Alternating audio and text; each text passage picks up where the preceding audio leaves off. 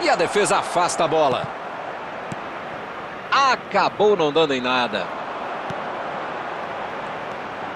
Olha a batida! Gol! Um chutaço de longa distância! Ele faz parecer tão fácil! Que golaço!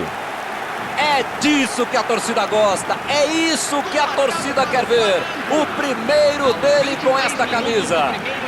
Pelo jogador, camisa 16. Gol de oportunismo, mas conta do mesmo jeito, né? E ele sabe. Você até pode reclamar do goleiro, mas o fato é que o mérito é de quem bate. Era difícil imaginar que a bola fosse passar por onde passou.